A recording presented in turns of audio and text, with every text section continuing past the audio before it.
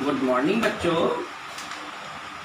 सुबह की क्लास हो गई सत्यानाश, पूरी लाइव क्लास सुबह की हो गई सत्यानाश लाइव क्लास। ऐसा है, मैंने तुमसे कहा कि जब तक मैं हूँ, मैं समझते हैं इसे मैं छुपा हुआ है, लेकिन मैं कहता हूँ जब तक हम हैं तब तक तुम्हारी क्लास कभी बाढ़ नहीं हो सकती है। अगर लाइव नहीं हुई तो क्या क्लास नहीं होगी? होगी। मैं पढ़ाऊंगा और वही करने आ गया आपके लिए एक सुंदर सा वीडियो। आज आपके हो सकता है लाइव क्लास में सारे सवाल कवर ना होते, लेकिन पता है कितने? 34, 35, 51, 52, 56, 57, 58। ये 3 क्वेश्चन खुशी ने भी भेजे और लगी सभी ने कॉमन क्वेश्चन भेजे हैं। 61 प्रियांशु ने, 62, 63, 65, 71। इतने क्वेश्चन अभी हमें करने हैं जो बस थोड़ी देर में मैं आधे घंटे की एक क्लास में लगा। हो सकता है इतने सवाल आपको लाइव क्लास की 45 मिनट की क्लास में ना मिलते, लेकिन अब मैं विश्वास से कह सकता हूं कि आपको मैं लाइव क्लास के अंदर हो सकता है ना देता, लेकिन इस बिल्ट क्लास में आपको देता। चलो शुरुआत करते हैं। एक 34, मैंने कहा था कल 30 नंबर क्वेश्चन तक मैं आया था। आज मैं आपका पहला सवाल 34 नंबर में कर ला रहा हूँ। 34 नंबर क्वेश्चन। चलिए 34, सॉरी 30 तक मैंने लास्ट डे कर लिए थे, अब 34 ये निधि का क्वेश्चन है। यहाँ से शुरुआत करता हूँ। प्लैटिनम प्रतिरोध तापमापी में लगी कुंडली का प्रतिरोध 0 डिग्री पर 3 है। मैंने तुम सबको कहा है कि आप हमारी बात सुनने की आदत डालो, लेकिन गंदे के गंदे घटिया के घटिया रह गए। रियल कुंडली का प्रतिरोध 0 डिग्री पर 3 और 100 डिग्री पर 375। जब टेम्परेचर 100 डिग्री हो जाएगा तो ये प्रतिरोध 375 है। ऐसा क्वेश्चन में दे रहा है। किसी अज्ञात ताप पर इसका प्रतिरोध 315 नापा गया। तो जो अज्ञात था वो पता ही नहीं था, तो उसको अज्ञात ताप पता नहीं, लेकिन रेजिस्टेंस तो पता है ना 315। तो आइए उस अज्ञात ताप को चाहिए पता करना होगा, जिसमें अल्फा की वैल्यू भी कहीं मेंशन नहीं है, तो टेंशन वाला कोई मामला नहीं है। हमने बताया इस टेम्परेचर का रेजिस्टेंस से रिलेशन का सिर्फ और सिर्फ एक ही फार्मूला होता है, RT बराबर R0 1 plus alpha T, right. Out. तो RT की जगह पर जब टेम्परेचर 100 डिग्री था तो रेजिस्टेंस 375 था। मैंने ये बात आपको बार बार डीपली गहराई से समझाने की कोशिश की है, लेकिन भेजे में अकल नहीं है। सही बता रहा हूँ। जब टेम्परेचर 100 डिग्री है तो रेजिस्टेंस 375 है, ऐसा क्वेश्चन में बोला। और R0 तो मैं पता ही है। तो कह रहा है जब रेजिस्टेंस 315 हो जाता है तो R0 तो एज रहेगा। अल्फा की वैल्यू पता नहीं, लेकिन टेम्परेचर तब कितना होगा। तो अब करना क्या है, ये टेम्परेचर चाहिए। तो पढ़े लिखे बेवकूफ़ हो जिसकी कोई सीमा नहीं है, यहाँ से अल्फा निकालो और उस अल्फा को यहाँ रखो। इस टी की वैल्यू आपके हवाले, इस टी की वैल्यू आपके हवाले। इस टी का मान हल करके निकाल देना। और फिर मैं कहता हूँ अगर तुमसे ना हल हो रहा हो, ये कैलकुलेशन ना आता हो, तो 2 में एक काम कर लो, या तो गणित छोड़ के भाग जाओ, या तो किसी छोटे बच्चे के पास चले जाओ जो प्रतिभावान विद्यार्थी हो, 8 में पढ़ता हो, 9 में पढ़ता हो, 7 में पढ़ता हो, जो ये कैलकुलेशन हल कर सकता हो। लेकिन ऐसे अब मिलते थोड़े कम हैं, लेकिन ऐसा नहीं है कि घर परिवार आस पड़ोस में ऐसा कोई बालक नहीं होगा 9-10 में पढ़ने वाला जो है कैलकुलेशन। उसके पास जाओ, थोड़ी शर्म आएगी तुमको, क्या इसने कर दिया, मैं 12 में आ गया, मैं गधा हूँ क्या?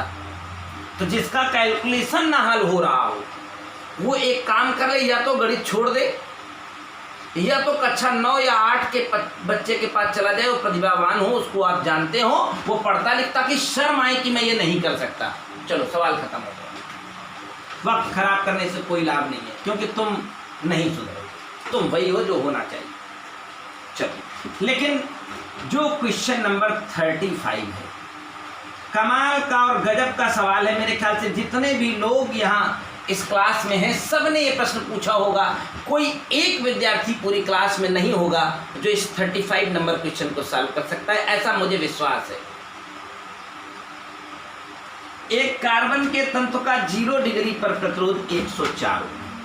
इतनी डिटेल डिस्कशन होगी इसकी थ्योरी में कि 5, 7, 8, 10 मिनट एक कप खा जाएगा, पता भी नहीं चलेगा। कार्बन के तंतु का 0 डिग्री पर प्रतिरोध 104 ओम। श्रेणी क्रम में लोहे के तंतु का, श्रेणी क्रम में किस प्रतिरोध का लोहे का तंतु जोड़ें? देखो ये कार्बन का है, ये आयरन का है। कह रहा है कार्बन के श्रेणी क्रम में कितने प्रतिरोध का लोहे का जोड़ूं कि ताप बदलूं तो प्रतिरोध ना बदले, जबकि लोहे का जो अल्फा है यानी अल्फा फॉर आयरन वो प्रश्न में दे रखा है प्लस का 0.0052 और अल्फा जो है वो कार्बन का दे रखा है नेगेटिव में 0.0003। देखो इस सवाल जैसा सवाल नहीं है, लेकिन मैं फिर दावे के साथ कह सकता हूं ये क्वेश्चन आप में से कोई भी बच्चा सॉल्व करने को मारो गोली यार, तुम्हें सवाल ही समझ नहीं आया है तो लगाओगे क्या? हमसे पूछो, हम जानते हैं। सुनो, इस सवाल के पीछे गहरा थॉट है जो पहले मैं कॉन्सेप्ट क्लियर करता हूं। मैंने एक बात बताई आपको कि किसी भी धातु मेटल्स के तार का प्रतिरोध ताप बढ़ाने से बढ़ता है। जितनी भी दुनिया में धातुएं हैं यानी मेटल्स हैं, उनका ताप बढ़ाने से प्रतिरोध बढ़ता है, क्योंकि हर मेटल का अपना अपना कुछ रेजिस्टेंस होता है। लेकिन ये जितने कुचालक पदार्थ हैं दुनिया में, उनमें प्रतिरोध अनंत होता है। कुचालक पदार्थों का प्रतिरोध अनंत होता है। चालक पदार्थों में प्रतिरोध पाया जाता है 25 ओम, 50 ओम, 100 ओम, जितना हो जाए। और उसमें कहा जाता है कि जो सोना होता है वो सबसे अच्छा चालक, उससे कम अच्छा चांदी, उससे कम अच्छा कॉपर, उससे कम अच्छा एल्युमिनियम, उससे कम अच्छा लोहा, ऐसे सीक्वेंस में चलता है चालकता के अनुसार। लेकिन एक और मटेरियल होता है सेमीकंडक्टर। सेमीकंडक्टर लाइव क्लास होती तो थोड़ा डिस्कशन होता है बच्चों के साथ। ये हो गया कंडक्टर, चालक। ये हो गया कुचालक यानी हाँ जानते हैं। और एक होता है अर्धचालक अर्थात सेमीकंडक्टर। देखो मैंने कहा चालक पदार्थों का प्रतिरोध ताप बढ़ाने पर बढ़ता है। कुचालक पदार्थों का ताप से और प्रतिरोध से कोई लेना देना नहीं, क्योंकि इनका प्रतिरोध अनंत होता है। अनंत का मतलब कुछ नहीं होता है, अनडिफाइन होता है, कोई मामला नहीं। लेकिन जो सेमीकंडक्टर होते हैं वो चालक के विपरीत उल्टा बिहेवियर करते हैं। जितने भी सेमीकंडक्टर होते हैं, अगर उनका टेम्परेचर आप राइज करेंगे, उनका टेम्परेचर अगर आप राइज करेंगे यानी बढ़ाएंगे तो प्रतिरोध घटेगा। और आपको बताऊं ये कब पढ़ाऊंगा? जब आपको क्लास 12th का आखिरी दिन पढ़ा रहा हूँगा, आखिरी क्लास होगी जब क्लास 12th की, तो उस दिन हम आपको 8 घंटे की लगातार क्लास में बुलाएंगे। 12th की आखिरी क्लास होगी जिस दिन, उस दिन हम आपको बताएंगे कि जो अर्धचालक होते हैं उनका ताप बढ़ाने से प्रतिरोध घटता क्यों है। लेकिन अभी सिर्फ एक बात सुन लीजिए, जितने चालक तार होते हैं उनका प्रतिरोध ताप बढ़ाने पर बढ़ता है, और अर्धचालक यानी सेमीकंडक्टर जो होते हैं उनका ताप बढ़ाने से प्रतिरोध घटता है। इसीलिए यहाँ पर उस फॉर्मूले में R01 प्लस अल्फा टी होता है और सेमीकंडक्टर के लिए R01 minus alpha T. Correct? Any doubt? अब सुनो, मैं सवाल तो एक लाइन में लगा दूंगा, लेकिन मैं कहना चाहता हूं कि सवाल क्यों फंसा है। एक बात तो क्लियर हो गई कि ताप बढ़ाने से चालक का प्रतिरोध बढ़ता है और अर्धचालक का प्रतिरोध घटता है। मैंने कहा कारण जानने के लिए आपको 6 महीने इंतजार करना पड़ सकता है अगर कोरोना रहा, और अगर ना रहा तो 3 महीने। सुनो, इसलिए इसमें माइनस लगता है, और इसलिए देखो माइनस में दे रखा था। जो कार्बन होता है वो चौथे ग्रुप का एलिमेंट होता है, और हमारी पीरियड टेबल के अनुसार जो सर ने पढ़ाई होगी, चौथे ग्रुप के सारे एलिमेंट सिलिकॉन, जर्मेनियम, कार्बन, ये सब सेमी कंडक्टर की श्रेणी में आते हैं, यानी अर्धचालक की श्रेणी में आते हैं। तो कार्बन यहाँ अर्धचालक है, आयरन यहाँ चालक है। उसने कहा इसके श्रेणी क्रम में कितने प्रतिरोध का लोहे का तार जोड़ें कि जब ताप बढ़ाएं तो इस पूरे निकाय का ताप, यानी इन दोनों का जो श्रेणी क्रम में प्रतिरोध है वो ना बढ़े, ना बदले। तो आपको पता है कि जैसे जैसे मैं टेम्परेचर राइज करूंगा तो आयरन का प्रतिरोध तो बढ़ेगा, लेकिन कार्बन का घटेगा। यानी जितना जितना इसका बढ़ता रहे उतना इतना इनका घटता रहे। यानी ताप पूरे सिस्टम का जैसे इंक्रीज करो तो इसका प्रतिरोध बढ़े तो इसका घटे, तो संयुक्त प्रतिरोध जो सिस्टम का है ना वो घटेगा ना बढ़ेगा। यही तो कहना चाहता है। आ जाइए, अब सुनो, R0 तो दोनों के लिए कांस्टेंट क्वांटिटी है। टेम्परेचर, अगर मैं इस रिलेशन को और थोड़ा सा फैक्ट के साथ खोलूं तो कुछ ऐसा आएगा ना, ये मल्टीप्लाई करूँ, इसको भी थोड़ा फैक्ट के साथ खोलूं तो ये मामला हमारा सेमी कंडक्टर अर्थात कार्बन के लिए था, तो R0 अल्फा टी।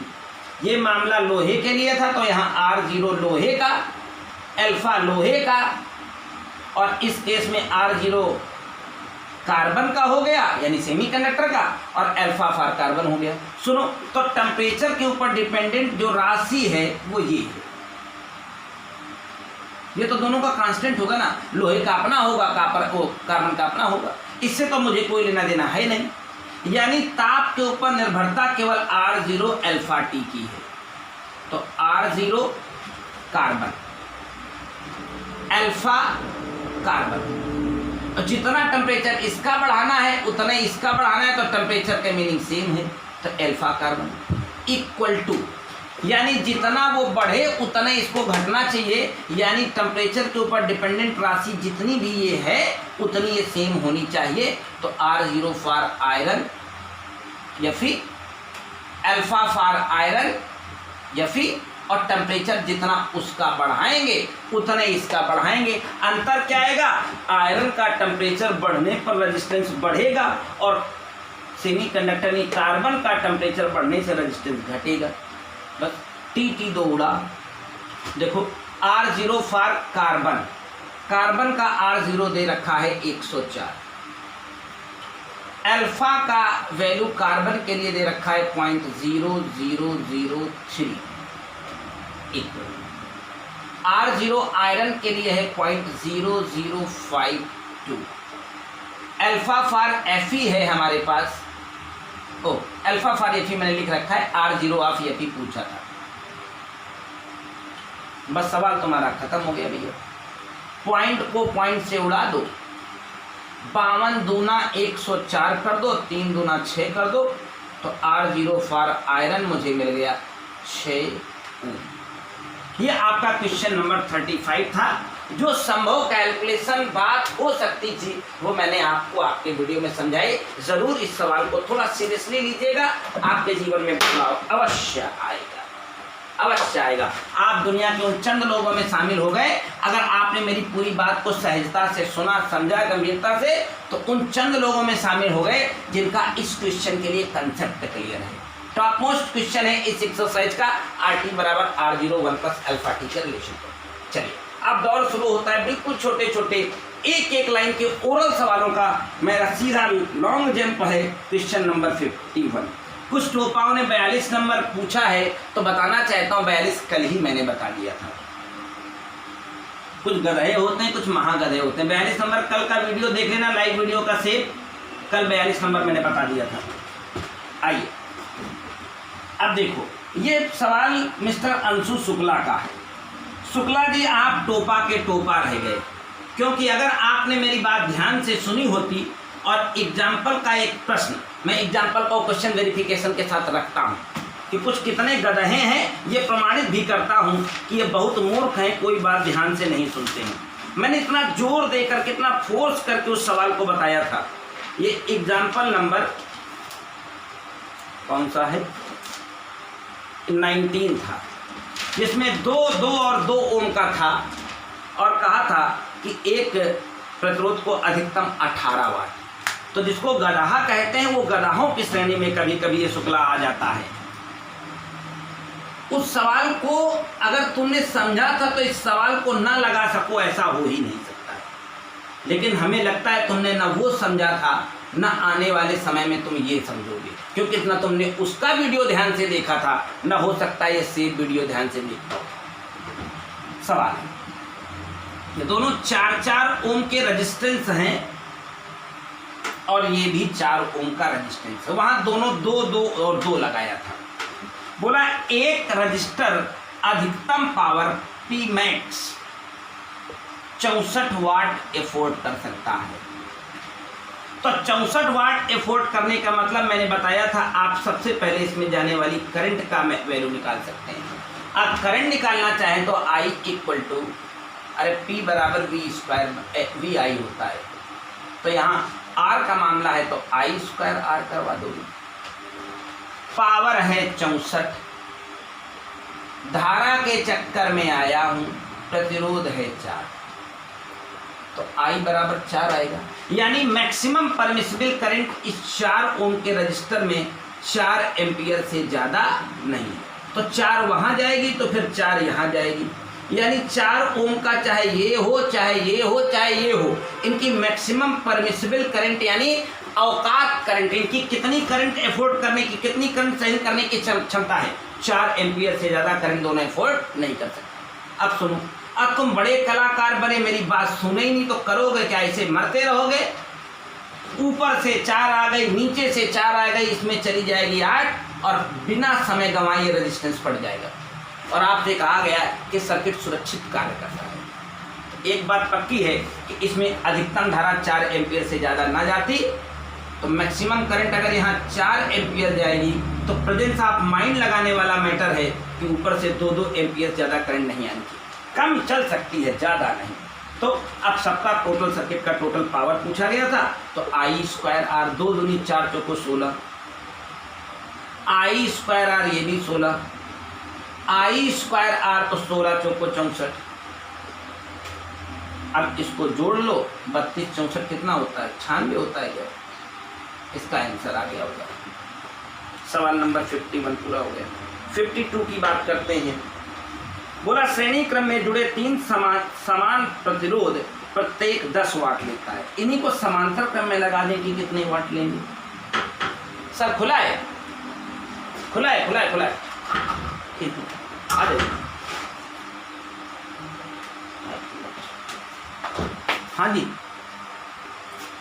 चलिए स्टार्ट। अगला सवाल, श्रेणी क्रम में जुड़े 3 बराबर प्रतिरोध के विद्युत मेन से 10 वाट लेते हैं, इन्हीं को समांतर में जोड़ दिया जाए कितने लेंगे। तो सुनिए, ये सवाल जिसका भी है 52 नंबर। बोला श्रेणी क्रम में जुड़े 3 प्रतिरोध, इसका भी नाम R, इसका भी नाम R, इसका भी नाम R, और विद्युत मेंस की एक लाइन से लगे हैं, कुछ तो होगा इसका वोल्टेज।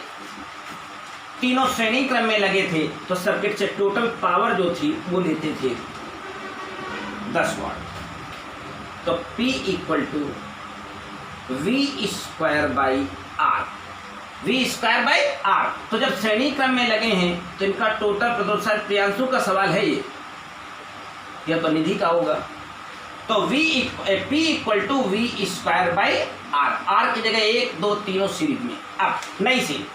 अब बोला अगर इन्हीं तीनों को मैं पैरेलल में कनेक्ट कर देता, टोटल वोल्टेज V लगाता और ये तीनों R हो जाते, तो what is the new power. तो नई पावर की नई स्ट्रेटजी बना लीजिए, नया पावर P। वोल्टेज तो क्योंकि पैरेलल में सेम होता है तो सेम रहा, लेकिन बच्चे हमारे अच्छे हैं, बात समझते होंगे, R का पावर R/3 हो जाएगा। सर्किट का इक्विवेलेंट रेजिस्टेंस 3R की बजाय R/3 हो जाएगा। Just your answer, your new power will come 90 watts, your answer. Question number 52 is finish here. Question number 50 क्या है नहीं जानता, बस मैं तूफानी तरीके से लगाता जाता हूँ, सवालों को फिनिश करने का मूड है हमारा। 56, 57, 58 all question for all students. खुशी का सवाल है ये सवाल निधि का भी है, ये सवाल और कई बच्चों का भी है।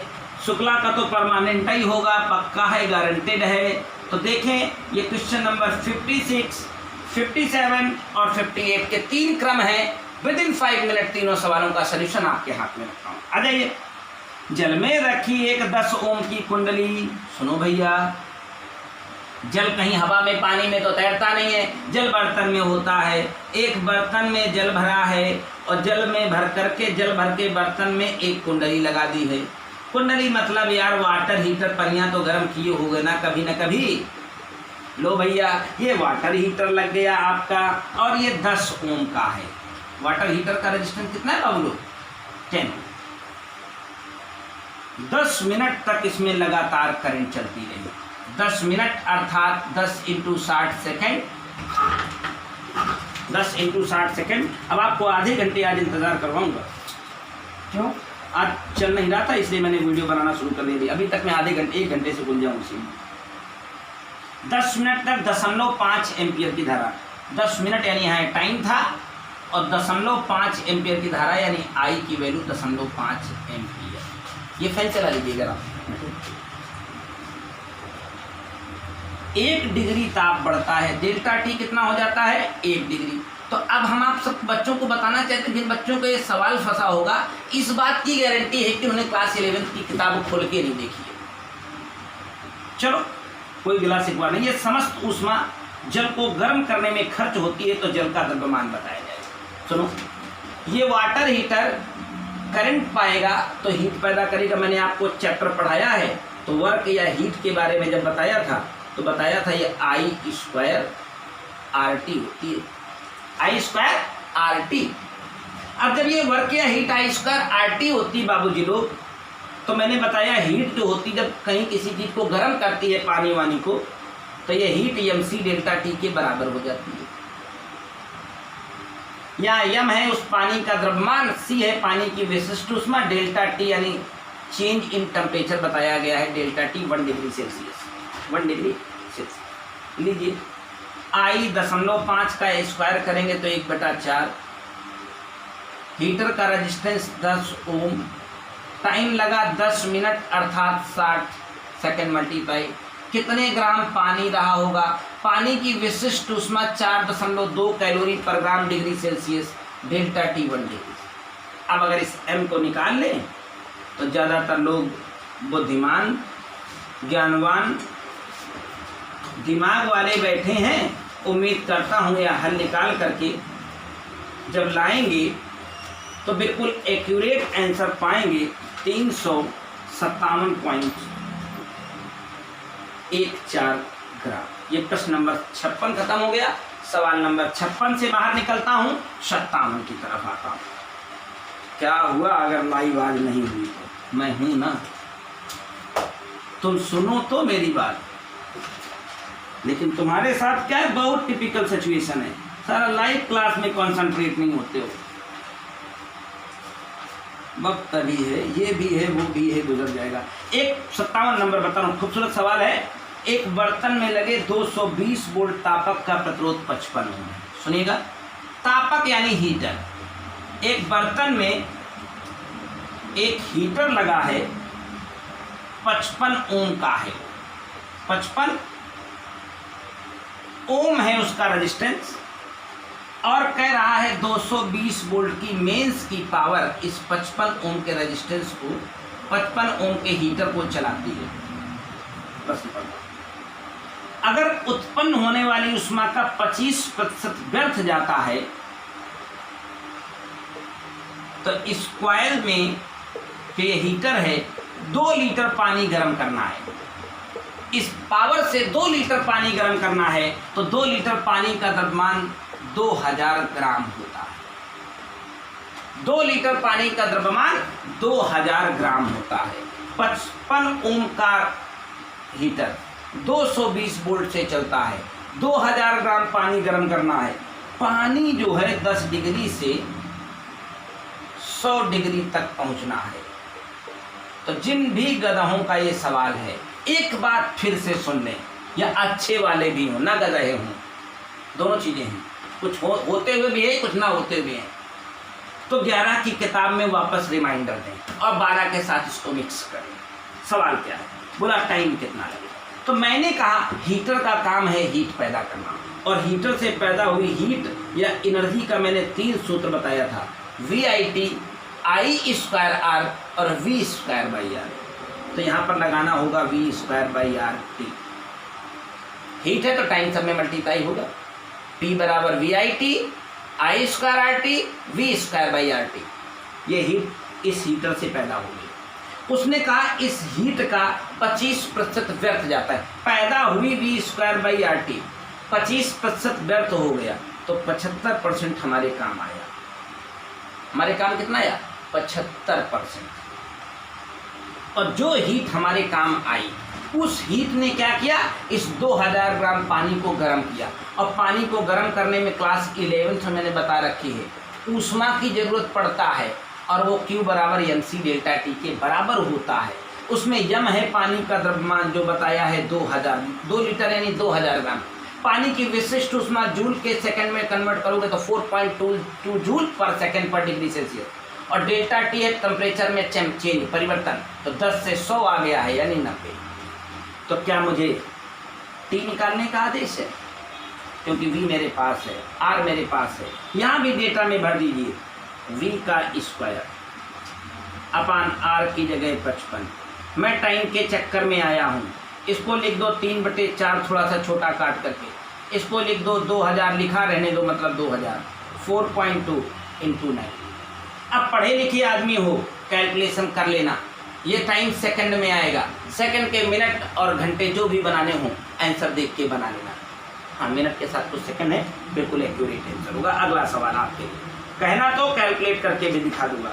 नेक्स्ट क्वेश्चन कह रहा है 50 वाट का एक बल्ब 200 वोल्ट की लाइन में लगा है। 50 वाट का एक बल्ब 200 वोल्ट की लाइन में लगा है।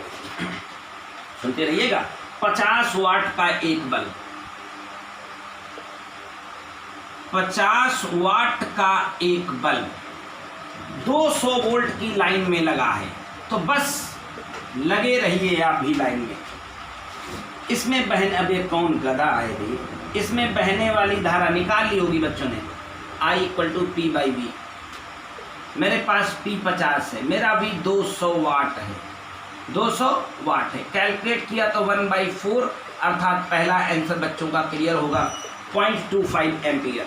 दूसरा सवाल भी आ ही गया होगा, बोला बल्ब का प्रतिरोध ज्ञात कीजिए। बल्ब का प्रतिरोध निकालने गए होंगे तो V बराबर IR लगा सकते हैं, V बराबर IR लगा सकते हैं।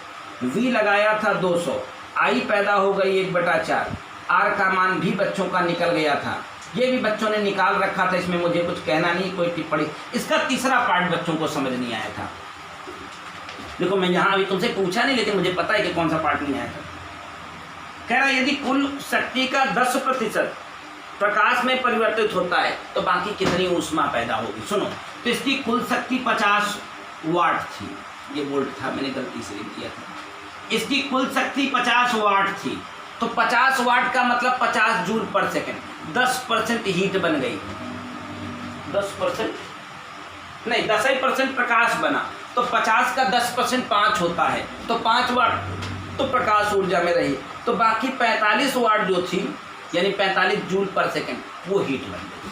तो वर्क या हीट के बारे में बात करता हूँ, तो बोला 10% प्रकाश बना, तो 50 का 10% निकालोगे 5 आएगा, तो 5 वाट तो प्रकाश बन गया, बाकी 45 वाट हीट बनी। वाट का मतलब होता है जूल पर सेकंड। अगर उसने कैलोरी पर सेकंड में आंसर निकाला है, तो अगर तुमने जीवन में कभी क्लास 11 पढ़ा हो, तो जूल का कैलोरी बनाने के लिए आपको 4.2 से डिवाइड करना पड़ता है। अब इसका भाग दे के देख लेना, 10.7 कैलोरी पर सेकंड। इस सवाल का जवाब भी आ गया। उसने कहा कि 50 वाट का बल्ब है, 10% लाइट बनती है, तो 10% लाइट होती कितनी है? 50 का 10% 5 हुआ, तो 5 गई लाइट, तो 45 बची ही। इसीलिए कभी तुमने बल्ब देखा होगा, बल्ब देखा, वो 100 वाट वाला, 50 वाट का बल्ब, जो भी हो, उस बल्ब को जैसे आप मेंस में लगाते हो, मेंस में लगा के आप लगाते ही आप उसको छू नहीं सकते हो, लेकिन आप CFL को, ट्यूबलाइट को या ये LED को आप बढ़िया लगा दीजिए, मेंस में खूब देर जलने दीजिए, फिर हाथ से निकाल लीजिए। लेकिन बल्ब के बारे में आपने देखा होगा, आप मेंस के प्लग में लगाइए और लगा के फिर आप बस ऑन करिए, फिर उसको छू के देख लीजिएगा, पता चल जाएगा आपको। उसका कारण है उसमें 90% इलेक्ट्रिसिटी एनर्जी हीट एनर्जी में कन्वर्ट हो जाती है, 10% सप्लाइड बनती है। तो क्वेश्चन पूरा हो गया। अगला सवाल, एक और बहुत अच्छा सवाल है 61, बड़ा फेवरेट सवाल है हमारा। बस 3 और सवाल। सब देखें वीडियो कितने मिनट तक का पहुंच गया है, वॉच करें इसमें। हम 61 नंबर तक पहुंचा हूं मैं जल्दी से। कितना है? 31 मिनट। 500 वाट का एक हीटर 115 वोल्ट की लाइन में काम करने के लिए बना है। अगर लाइन का वोल्टेज घटकर 110 वोल्ट रह जाता है, बताओ हीट कितने % लॉस होगी? वही पूछा है। बिल्कुल सुनो, एक हीटर था, बहुत खूबसूरत सवाल है ये भी। इस हीटर का पावर 500 वाट था। ये 500 वाट पावर आपको तब डिलीवर करता है जब मेंस की लाइन का वोल्टेज 115 वोल्ट है। बोला एक हीटर 500 वाट पावर तब देता है जब 115 वोल्ट की लाइन में काम करता है। अब आप बतावें, अगर ये वोल्टेज गिर जाएगा तो ये पावर भी तो गिर जाएगा, क्योंकि मैंने आपको बराबर और बारंबार बताया है P = होता है V²/R। P = V²/R। तो सुनो, ये पावर 500 वाट था, लेकिन एक लिए शर्त थी कि 500 वाट पावर तब देगा जब वोल्टेज 115 करेंगे। हमने कहा किसी इलेक्ट्रिकल डिवाइस का रेजिस्टेंस कभी चेंज नहीं होता। अब वही हीटर नया पावर क्या डिलीवर करेगा जब लाइन का वोल्टेज 115 से घट के 110 रह जाता? मैंने कहा पत्थर की लकीर है ये, किसी इलेक्ट्रिकल डिवाइस का रेजिस्टेंस कभी बदलता नहीं। इसको काट डालो, इस नए पावर को कैलकुलेट करो, कैलकुलेशन के बाद वैल्यू होगी 458.6 वाट, 457.6 नई पावर आ गई। तो हमने कहा कितने का नुकसान हुआ, कितनी कम हुई, कितनी कम हुई। तो पहले 500 वाट था, वोल्टेज घटने से 457.6 हमारा नुकसान हुआ 42.4 वाट का। अब नुकसान का परसेंटेज पूछा है, कह रहा है कितने % कम हो गई। तो परसेंटेज हमेशा ओरिजिनल से निकाला जाता है, इंटू 100 किया जाता है। जब हम कैलकुलेट करने गए तो हमारा आंसर आ गया 8.5%। बोला हीट जो थी, जो हीट पैदा हो रही थी, हीट आखिरकार वाट ही तो है, जूल पर सेकंड। तो पहले 500 जूल पर सेकंड की हीट पैदा कर रहा था, वोल्टेज तब 115 लगा होता था, वोल्टेज गिर के 110 रह गया है, नई हीट 457.6। तो मैंने कहा कितने की कम हुई, तो बड़े ओरिजिनल माइनस नया, कितनी कम हुई। अब कमी का परसेंटेज पूछा है तो अपन ओरिजिनल इंटू 100 बचपन से करते हैं, परसेंटेज निकालने के सवाल खत्म हो गया। 61 आल्सो फिनिश। 62 की तरफ आते हैं। 62 की तरफ वेराइटी ऑफ क्वेश्चन है, हर बच्चे की प्रॉब्लम कवर हुई है, जिसकी है वो भी देखे, जिसकी नहीं है वो भी देखे। आज आधे घंटे की क्लास में पूरे चैप्टर की सारी प्रॉब्लम्स लगा डाली मैंने। किसी डायनेमो का विभवांतर 220 वोल्ट है। सुनिएगा, एक डायनेमो कितने वोल्ट पर ऑपरेट करता है? 220 वोल्ट पर। उसके द्वारा 60 वाट की 330 बत्तियां, तो टोटल पावर कितना लोड होगा? 60 वाट की 330 बत्ती, तो टोटल पावर कितना लोड हो गया पता चल गया। करें इन बत्तियों को 12 घंटे तक जलाया गया है। 1 यूनिट का मूल्य ₹1.75। तो बताओ कितना खर्चा आएगा, कितनी धारा होगी सर्किट की। तो धारा के लिए लगा दो P = VI। P बराबर कितना टोटल पावर जनरेट हो रहा है? 60 वाट की 330 बत्तियां लगाई हैं, 330 बल्ब लगाए हैं, 220 वोल्ट पर ऑपरेट कराया है। करंट की डिमांड है, कैलकुलेशन बहुत तेजी से आपको करना है। 11 दूनी 22, गियर 33, 2 से 20 60 को काटेंगे 30, 30 तिहाई 90। पहला आंसर आ गया 90। पहले प्रश्न का जवाब आपके सामने है। अब सवाल है, बोला अगर 1 रुपये 75 पैसे पर यूनिट बिजली का बिल आता तो कै रुपए। तो आपको मैं यूनिट के बारे में बता दूँ, हालांकि क्लास 10th में बताया जाता है। 1 यूनिट बिजली होती है 1 किलोवाट आवर, यानी 1 किलोवाट का डिवाइस 1 घंटे जला दो, बिजली का खर्चा 1 यूनिट उठ जाएगा। तो आपके पास जो 330 बत्तियां थी सब 60-60 वाट की थी। तो पहले देखो आवर में वो पावर का जो वाट यूनिट है वो कितना, क्षेत्र का 18 और 1 19,800 वाट टोटल पावर हो गई थी। उस पावर को हम किलोवाट में बदलना चाहें तो 1000 से भाग दे दें, पॉइंट्स यहाँ लगा देंगे। तो हमने देखा कि अगर मेरी वो बत्तियाँ यानी बल्ब जो संख्या में 330 थे सभी 60-60 वाट के थे, 1 घंटे जलते तो 19.8 किलोवाट पावर रह जाओ, यानी 19.8 यूनिट बिजली 1 घंटे में खा जाते। प्रश्न को पढ़ते उसमें लिखा है 12 घंटे। प्रियांशु आपका सवाल था ये, तो 12 घंटे में कितने यूनिट बिजली खाया, नंबर ऑफ यूनिट पता करना चाहता हूँ, कितने यूनिट बिजली खाया। तो यूनिट की बात मैं करूं तो तुमको पता है 1 घंटे अगर जलते तो 19.8 किलोवाट। मामला 12 घंटे जलने का है तो 12 घंटे में कई यूनिट बिजली आपके मीटर पर चढ़ जाएगी, पता चल गया। और जब आपको बिजली के मीटर में यूनिट पता चल गए हैं तो रेट भी आपको बताया गया है, तो कितना रुपया आपका खर्चा हो जाएगा, एक्सपेंस कितना आ जाएगा। इतने यूनिट तो बिजली का बिल, इतना यूनिट तो बिजली के यूनिट चढ़ गए और 1 यूनिट का खर्चा 1 रुपये 75 पैसे पुराने ज़माने में था, वही लिखा गया। अब तो 10 रुपये, ये भी खत्म हो गया। एक और सवाल मैं तुम्हें बताता हूँ, क्वेश्चन नंबर 63। गुणा करके आंसर निकालें भैया, गुणा करना मेरा काम थोड़ी ना। Question number 63।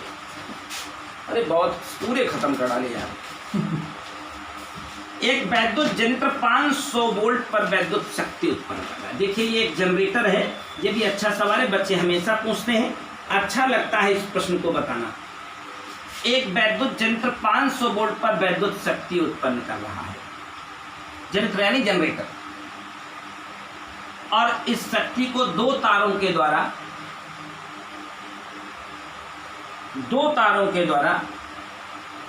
5 किलोमीटर दूर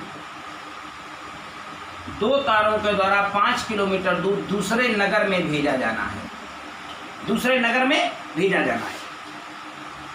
प्रत्येक तार का प्रतिरोध 0.01 ओम प्रति मीटर। तो सुनो, 5 किलोमीटर बराबर 5000 मीटर होता है।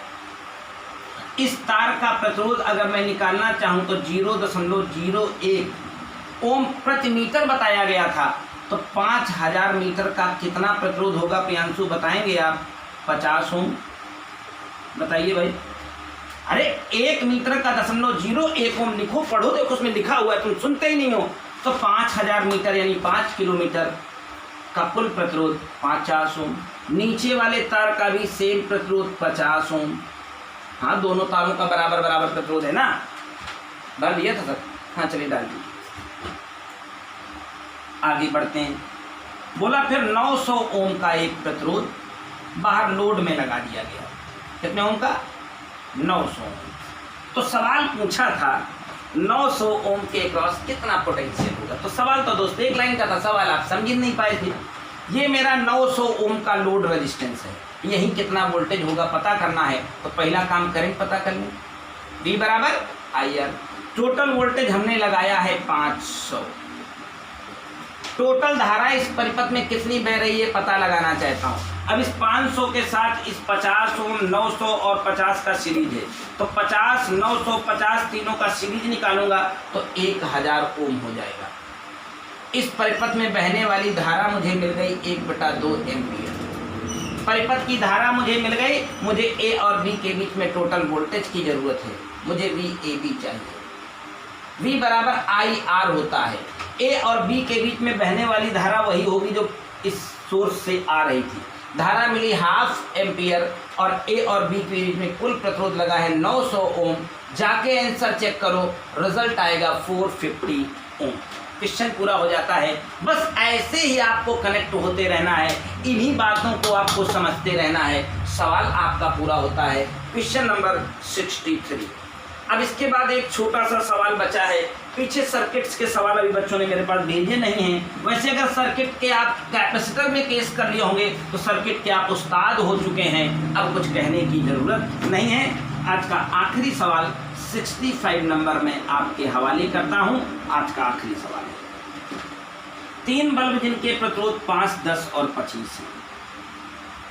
3 बल्ब हैं जिनके प्रतिरोध 5, 10 और 25 हैं।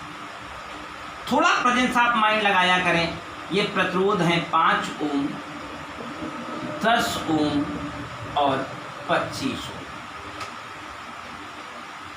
3 प्रतिरोध जिनके बल्ब जिनके प्रतिरोध 5, 10 और 25 ओम है, श्रेणी क्रम में लगे। सर मैंने बच्चों को बता दिया था कि 9 बजे क्लास आपकी चलेगी। हमने कहा 15 मिनट बैठ जाएंगे। टोटल 120 वोल्ट से लगाए जाते हैं। टोटल 120 वोल्ट से लगाए जाते हैं। परिपथ में कितनी धारा है? कोई टोपा ही होगा जिसने पूछा होगा। परिपथ की धारा बतानी है तो कुल वोल्ट धारा बराबर कुल वोल्टेज बटे कुल प्रतिरोध 25, 5, 30, 10, 40, 120/40। बता रहा हूँ, कोई महाटोपा होगा जिसने ये सवाल पूछा। कुछ टोपा होते हैं, कुछ महाटोपा। तो महाटोपा वाले का सवाल आ गया। प्रत्येक बल्ब का विभव पता नहीं। अब जब 3 एम्पियर यहाँ से घुसनी शुरू हो गई है तो वोल्टेज निकालते जाओ। V बराबर IR यानी 15 वोल्ट, V बराबर I यानी 10 3 30 वोल्ट, V बराबर IR 30 25 3 75 वोल्ट। हो गया, खत्म। और आज ये आपके सवाल समाप्त होते हैं। 65 तक आ गया हूँ। अब इसके आगे जो भी प्रश्न आप सर्किट एनालिसिस को लेकर के पूछना, बताना, जानना चाहते हो, बेखौफ होके कल मुझे दे दीजिएगा। तो विदिन 2 to 5 मिनट आपके हर क्वेश्चन को आप तक मैं पहुंचा दूंगा। और आज की क्लास समाप्त करने की घोषणा करता हूं। आपकी लाइव क्लास नहीं हुई थी, इसलिए आपकी यह क्लास आपको वीडियो के रूप में पहुंचा दी गई है। और मैं फिर कहता हूं, सचान सर के रहते दुनिया का कोई नेटवर्क आपकी बाधा नहीं बन सकता। That's all, thank you.